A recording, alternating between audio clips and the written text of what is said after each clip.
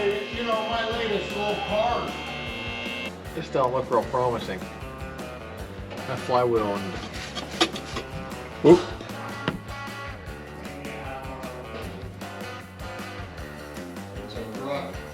And then the other thing is too, if it was water, then it froze, broke something internally. Like preignition or something. That's definitely, they're definitely water in that cylinder. Yeah. That valve's all the way open. Yeah, I know. Look, that's why it's bent. Yeah.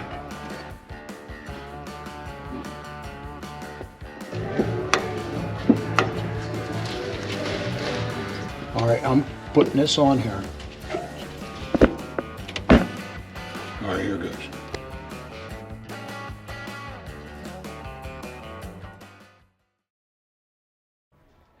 All right, everybody. This is the next day from our trip out to the middle of PA to pick up the 57 Chevy. We're going to get it unloaded. I told the boys to go ahead and get the trunk unloaded real quick before we pulled it out since the car's going right on the rack. There's no sense trying to do that on the rack. So now we're going to see what's in the trunk here. We got some skirts. We got the bell housing. We have the Power Glide, the original Power Glide. As you can see, we got some parts and pieces that make sense, right? So we got a Power Glide, we got a steering column, we got a drive shaft. That tells me that they changed the transmission to that 3-speed, because there's your 3-speed column and the drive shaft, since the transmissions are 2 different lengths. So we're gonna, obviously see if this car runs or whatever before we make a decision on a transmission. But for now, we're gonna lay everything out, see what we got, and then ultimately make a decision on what is gonna work best for the car. Trunk pan is pretty good. Got a little patch there. That silver piece is definitely a patch, but overall it's not bad for being a Pennsylvania car. A lot of original paint, a lot of original metal. We found out that this car has had a ton of owners. The people I bought the car from have had it for 25 or 30 years, and then before they got it, it was titled 17 times, which is the highest I've ever seen. So, still a great car.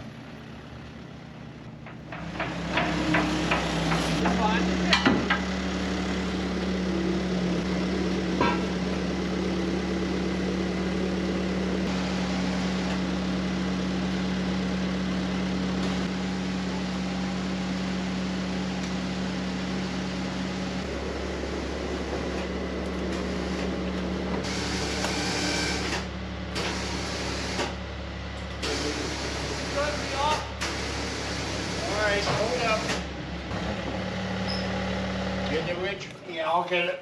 Did you freeze pull it?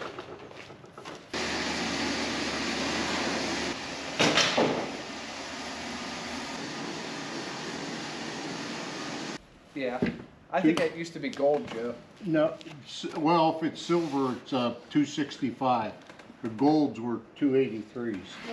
Yeah, Yeah. I'd agree. That looks silver to me now that I Yeah, got off of that's it. what Chevy did. Unless somebody changed the engine, which they probably did. We'll find out. Well, I hope it's a 65, because if the motor's shot, I got one of them across the street that I'm never going to do anything else with, so it'd be great. And I know Yeah, it but runs. it doesn't matter. It's the same block. I know. but- Everything's the same.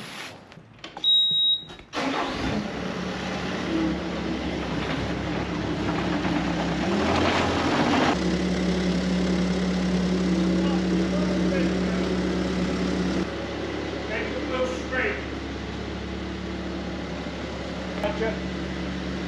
Come on. Come on. Come on.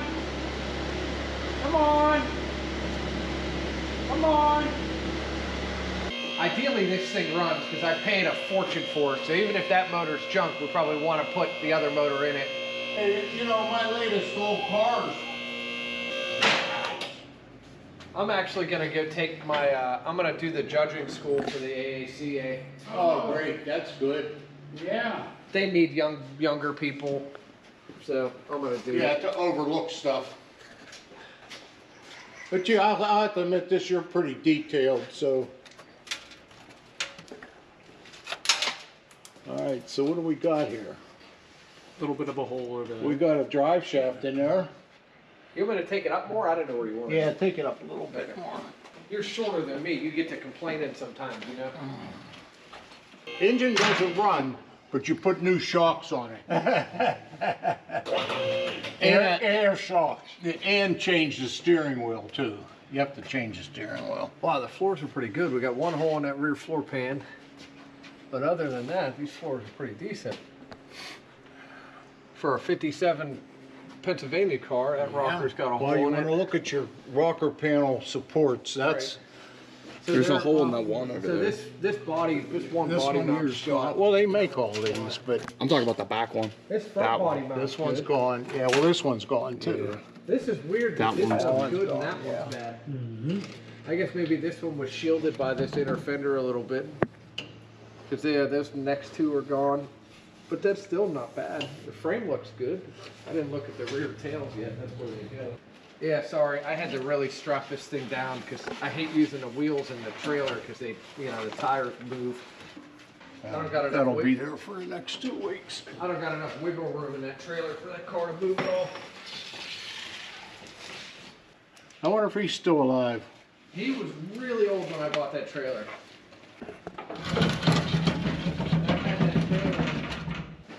That was one of the Yeah, first trailers I bought. They never finished this, huh? No.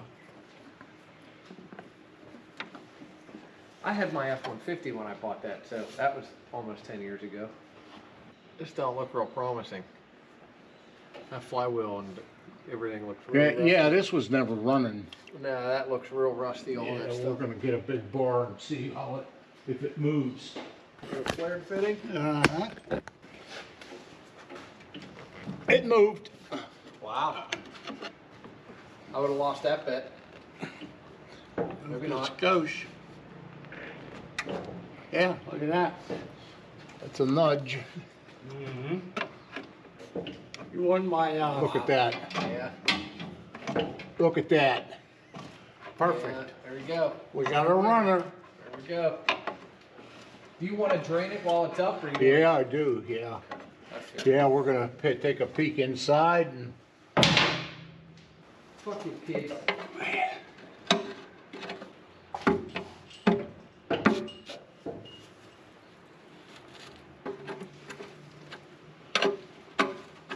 What you did tell me about it years ago was true. That thing is heavy as piss when it's full. water. We got water. That's not good.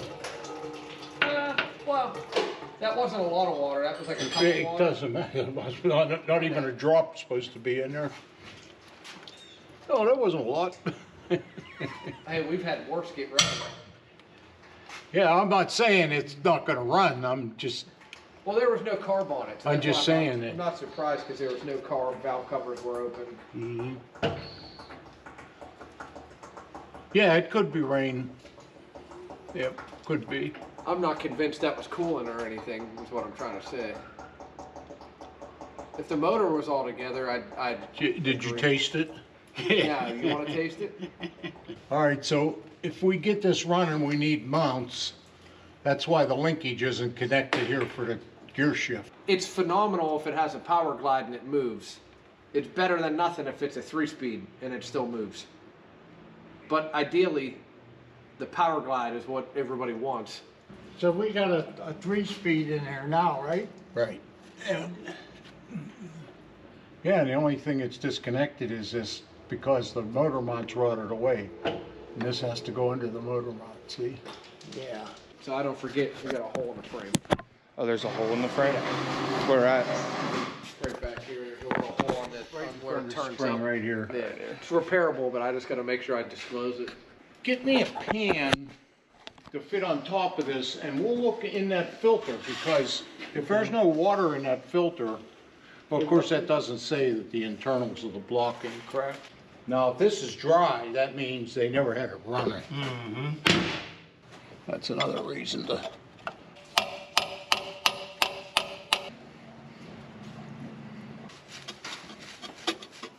Oop. This goes for rubber gloves. Well, the suffix code on the block is probably going to tell us exactly if this is the original engine.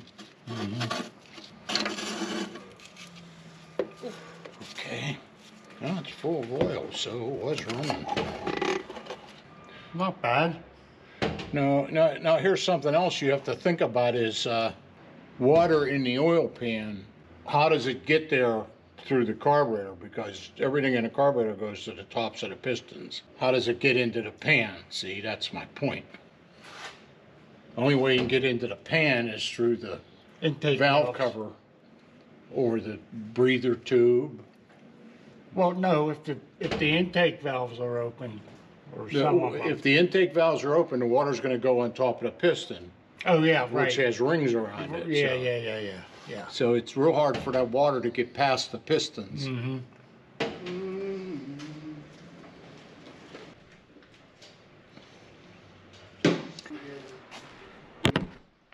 Maybe a half hour. Which just you smoked out? Yeah. No sheet. Oh. It's a drug. Yeah, now that rain could have got in that valve cover because the original pictures of the engine that Pete showed me, the valve cover wasn't even placed. It was like cocked halfway up, so. And then the other thing is too, if it was water, then it froze, broke something internally.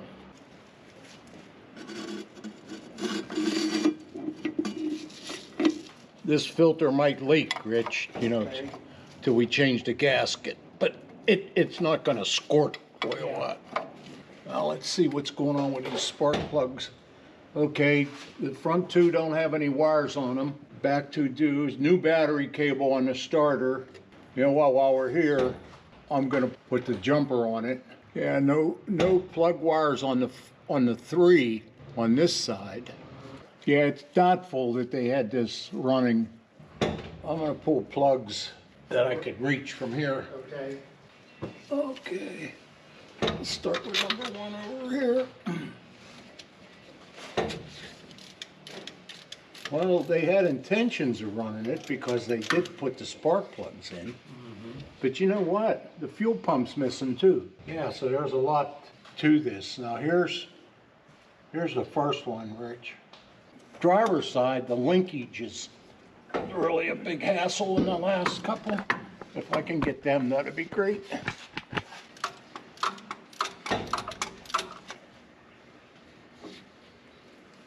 There's number two on this side. I can't reach the back ones from down here. Scope ready because it's going to be easier to do these From under there? from under here, on at least on those two front ones. Okay. How do these spark plugs work? That thing's so hard bad. to use.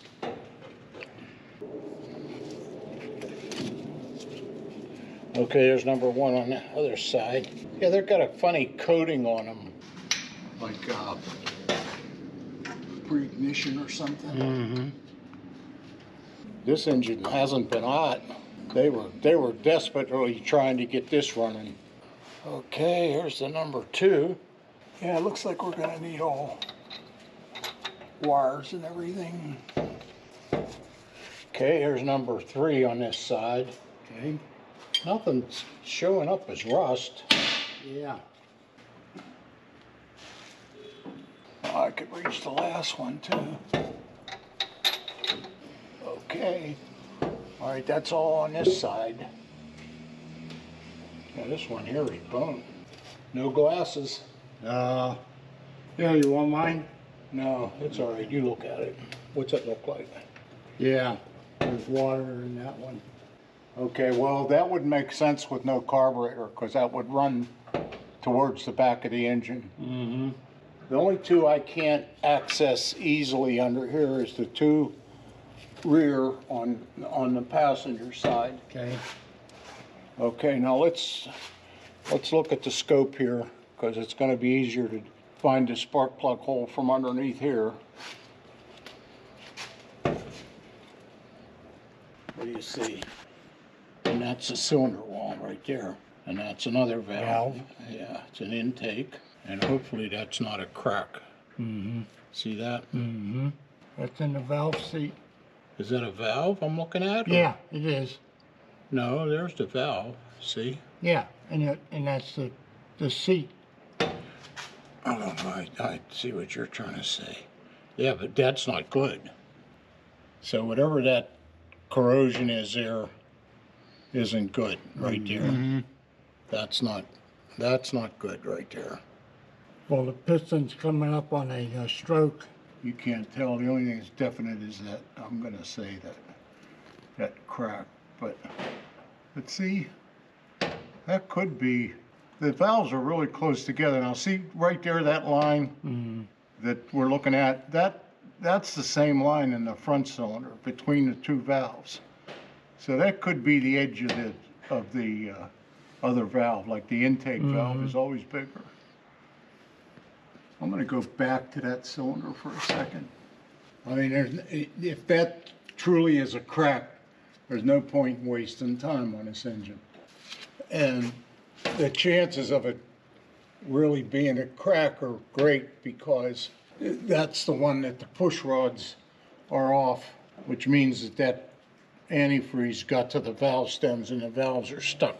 Yeah, that ain't looking good either. But this is the one that the plug didn't look good, and that could be manifold water. That's definitely, there's definitely water in that cylinder. Yeah. That valve's all the way open, but that could be from the manifold, that particular water. But look at this pile of crap. Yeah, look at that. What the hell is that? That's Is that the top of the piston? Is that one of the rods? Oh, There's something else here. Look at this that's this what thing here. he was saying. Is that a rod? A valve stem? Well, the valve is open.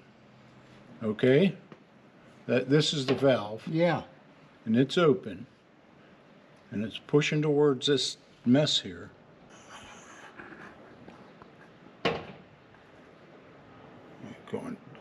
Putting the camera towards the front, camera towards the rear, which is this big blob there. All right, we're gonna go to the other side here. There's a lot of crap in these cylinders in it, but almost, that valve's open, but look at the valve seat where the valve goes down on. Look at that mess of corrosion. All right, we can't do the back two. We just know there's a lot of crud in You all done there. with this? Yeah. Okay. All right, so we need to take the two back plugs out of this side, Rich. Okay. Where's the starter button? It should be in this drawer here. Well, this might be a good time to see if this thing makes a revolution, Rich. Okay. Pete, the cylinders ain't looking good. But What do you that got? camera, You got rust? yeah, we got rust in there. That camera really is bad. How much rust do you got? What kind of rust? Oh my What God. kind of rust? Do you want me to classify rust for you? Yeah, like, is it Rust heavy? is brawn. No, you no, know. no. Is it heavy scale or does it just look like rust on the surface of the cylinder walls? Well, the valves are pretty cruddy. you I'm wanna- trying to decide whether or not it's worth putting any time in it. That's what I'm trying to decide. I mean, if you want to put it out, what's your plan here if this engine's no good? It's Pull it out, put the other 265 in it. The good one, the power pack I got across the street that I know is good. We got video of it running. So it seems like it's going to be the rear cylinders because as the car sits now, everything's going to the back. That's what we were saying. The Yeah. front cylinders are nice and pretty and dry and shiny, and the rears are all nasty. So Now, we did talk about, there's another reason that those push rods could be bent, is the timing chain jumped, yeah, disintegrated, and the valves are out of time with the pistons and... that happened a lot on these cars. A sloppy timing Yeah, chain. yeah, the timing chains really went out on these. Hear that clicking, that's the valves.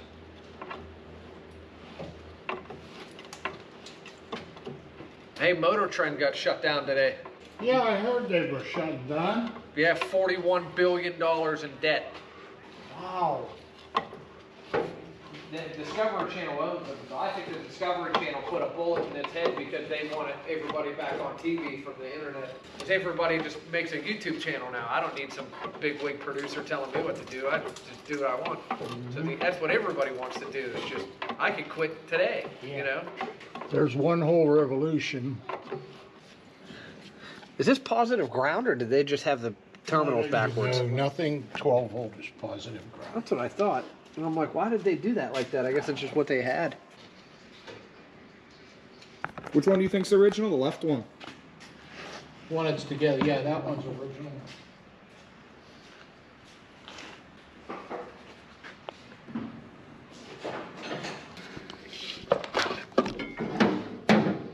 Original valve covers. Oh.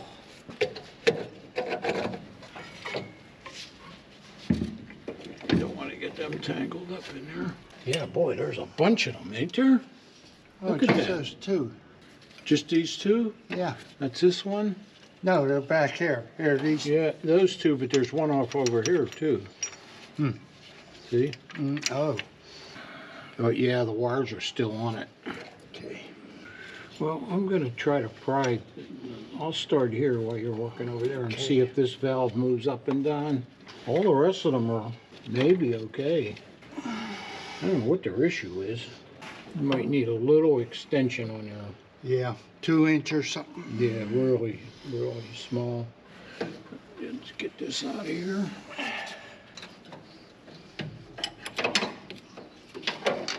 Yeah, we got a carburetor, but it probably, you know what it needs, you know? Yeah. It's gonna need everything. Well,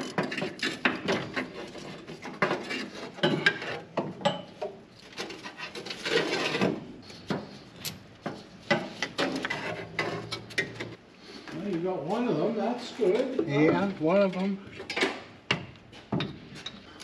See this here? The way this is caved in? Yeah. That was, that's what that's where that's there. That's this.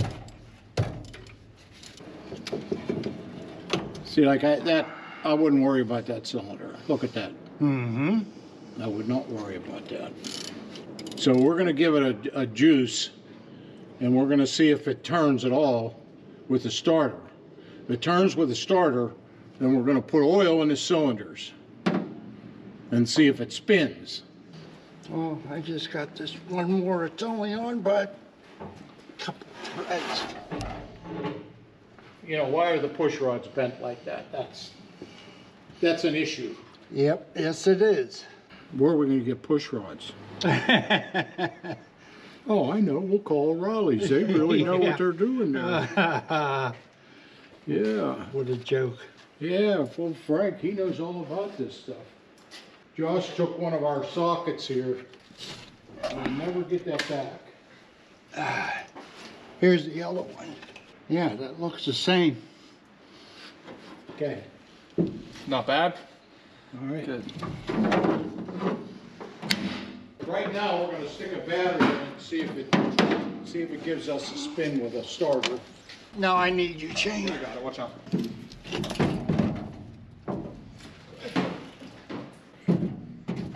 Okay, that'll work. Yeah, this should reach. Okay. Check these valves. They might have over-tightened them too, like there's a lot more thread showing on that one.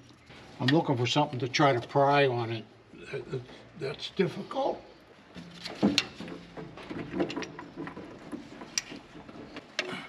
I'm not finding any easy way to do this, Rich. Yeah, I know. Look, that's why it's bent. Yeah. Look at that. Mm-hmm. That's not going down.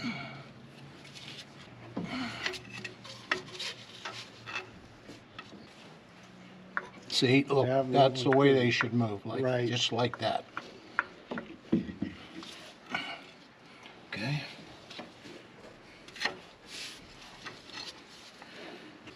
There's a good chance we're gonna have the same issue here, because those push rods were bent. This one's bent too. There's nothing to pry off of here. So we gotta make sure that they're moving. Yep, they're stuck, Rich. Okay. Which So we know that these two rocker arms that are off, Okay, They're okay. stuck, they're stuck, yeah. So we know we have to deal with that. So let's see if we get the motor turning. Right, right, and keep an eye on the rest of them. Yeah, and we'll take the spring off of these and see if we can't get them, you know, freed up with penetrating oil and vice grips. Okay, So we got 3. right. 1, 2, 3. On the lock, we could get those push rods. Those are probably sitting in puddle of water for the last 2.5 years. Well, the push rod, you ain't gonna hurt them. Either that or the one up in the station wagon. We got that too. Is that one don't run? Yeah, that engine. That engine is stuck. That's Yeah. the one that you brought that tool in for. Okay. All right, let's just see if this one cranks. Now, we know we're in neutral because it rolled. Right? You gotta keep the plug wires away from the fan and the pulleys and everything. All right, I'm putting this on here. Okay. Now we're gonna go here. Well, before I do that, let's get the button up here. So this was the original issue, then the valve stuck, because he obviously knew that with the push rods. Just didn't know what to do about it. All right, here goes.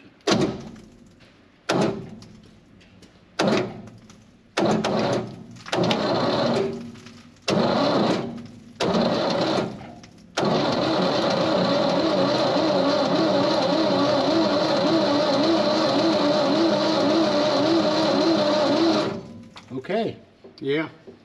she's gonna crank. All right, disconnecting.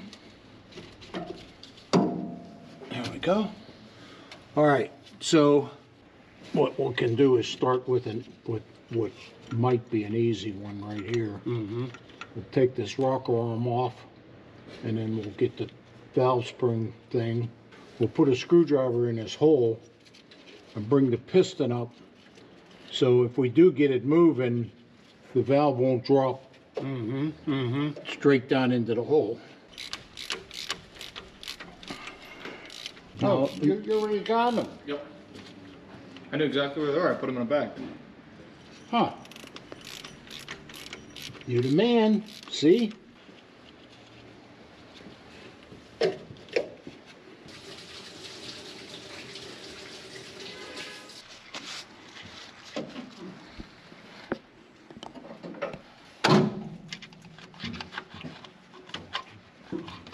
Okay, I'm gonna leave it right there to work on this. We're gonna work on this one valve right here. See if we can't get it freed up.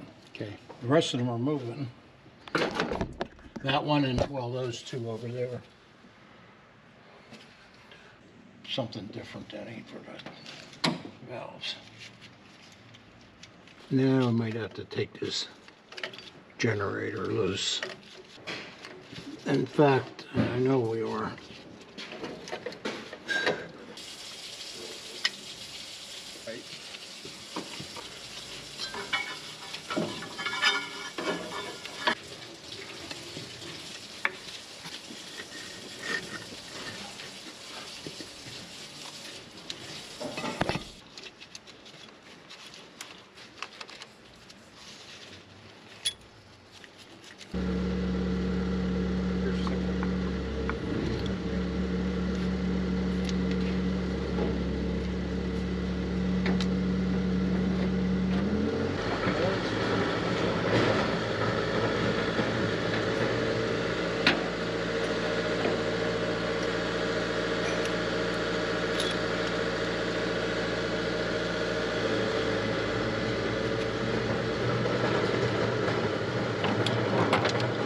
Hey, somebody redid these because there's shims under the springs.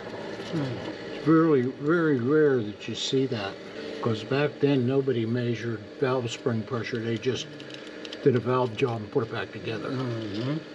Oh, you're looking for numbers. Yeah, we got them. All right, so we got F3200. Yeah, on the block. Now, the heads were definitely done, and they're probably off a different car because they're green. They've got a green tint to them. with orange paint over top of them. So the F3200 is a reman, over the counter reman, which I'd almost bet on. And it's got perfect circle seals on the valves, which are telling me the heads are done, which I said before because of this shim under this spring. And Rich, can you wheel to give me a vacuum cleaner? Yep. Vacuum's already out here.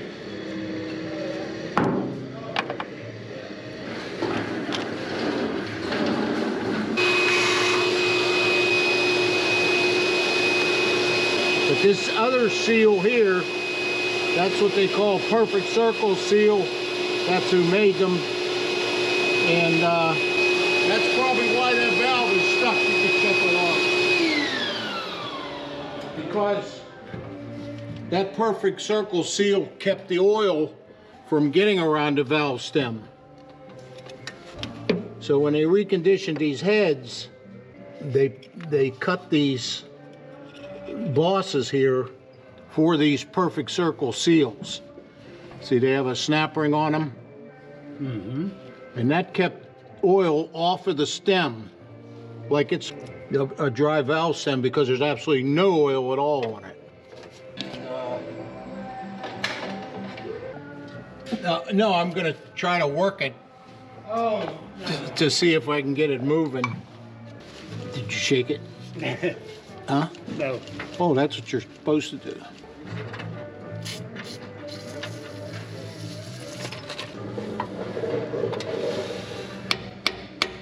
Wow. Yeah, that's tight. That's tight. Oh man, there's hair everywhere here. I suspect they had a cat.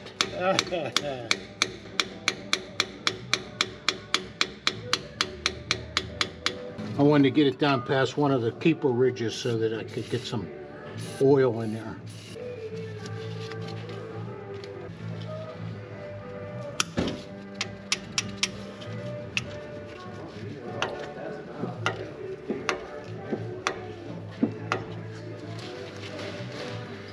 And then there's prints on the windshield, cat prints. Yeah, I seen that.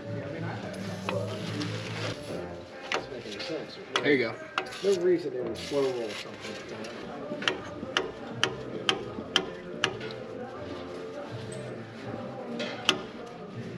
Well, if the other two are as easy as this one, we got it made, Rich. Yep. Now I need a regular oil can with regular oil in it. I did that. What has Coca-Cola? Yeah.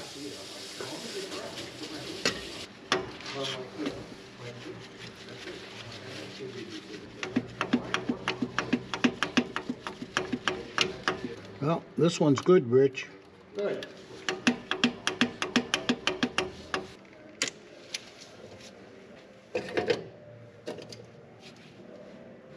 Anyway.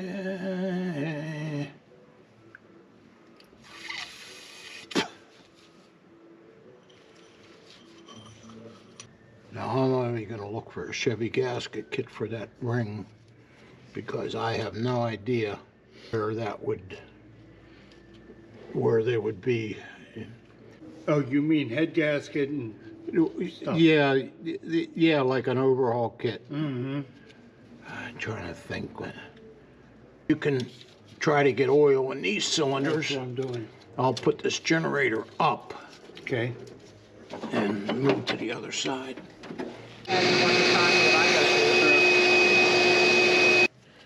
It's not doing it. I already know the answer to this, but I'm going to ask since we haven't used it yet. Do you want your topside creeper? I don't know. There's like a bunch of different wheels on this car.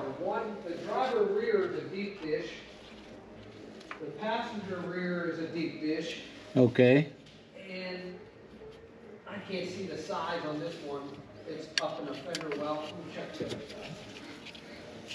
But that's that Canyon Coral or Desert Road or whatever on this one.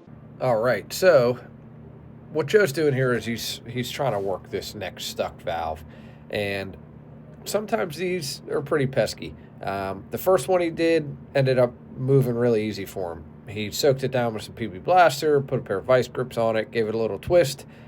That got it moving, let oil go down around it. Then he put some motor oil on it and was able to get that one functioning and put that one back together.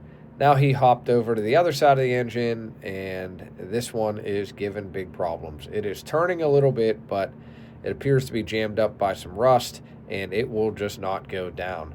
So there's a bunch of different things you can do when that happens.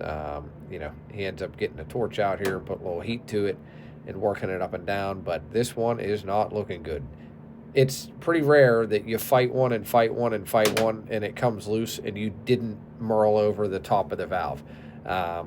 From tapping on it, you end up mushrooming the top of the valve stem, and then it's no good anyways. So here he is putting some heat to it, trying to get it to accept some oil, get down that shaft, bust that rust up, and ultimately let this thing move, but it is not looking good. It's lunchtime. Let's see if the penetrating oil soaks down, and give it one more twist.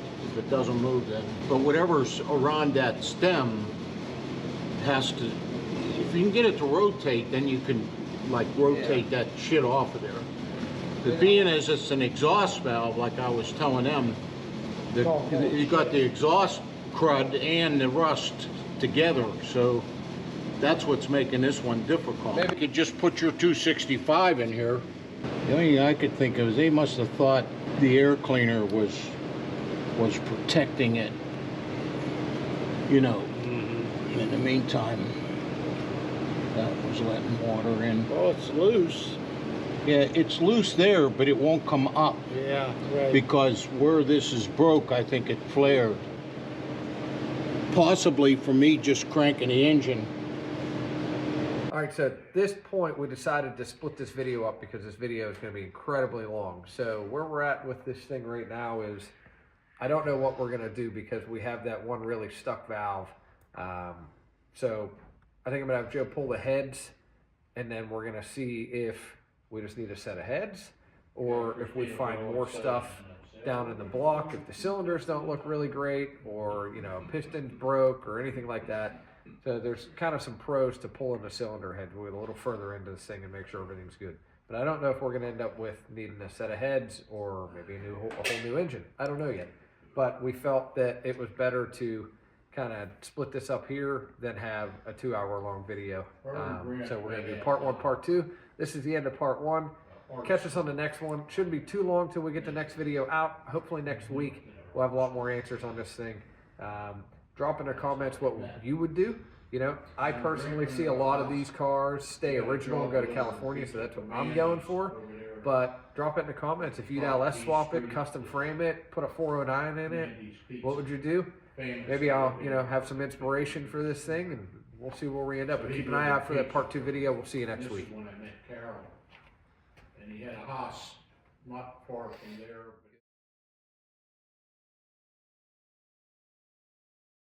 Hey, thanks for watching our video. We really appreciate it. I hope you enjoyed it. If you have cars like these in your garage, if you have a fastback Mustang or convertible Impala, a nice original paint pickup truck or an old cab over truck, and you want to sell it, I'd love to try and put a deal together with you. You can get a hold of me at 412-335-6100. We pay excellent prices. We pay finder's fees. You know, it's no secret. We do make a little money on the YouTube videos, so that allows me to pay, you know, sometimes market value or really good prices for these cars. We'd love to come out and drag it out of your barn. We'd love to film it. We'd love for you to be a part of that whole process. So if you have an original paint or an original old fastback Mustang that needs work, like these ones I have on my trailer, or if you have an old pickup, or again, a convertible Impala, cab over truck, whether it doesn't matter where you are, we buy nationwide here in the United States, all the way as far as California. I've had stuff, New Mexico, Arizona, Oregon, Washington, high desert stuff we love. So, or if you're in the East Coast and it's a rusty Mustang or a rusty convertible Impala, that is fine. We typically don't buy many trucks on the East Coast, but I buy a lot of cars on the East Coast. If you have cab over parts also, especially for these early Fords, I'd be interested in that. It never hurts to send me an email or a text.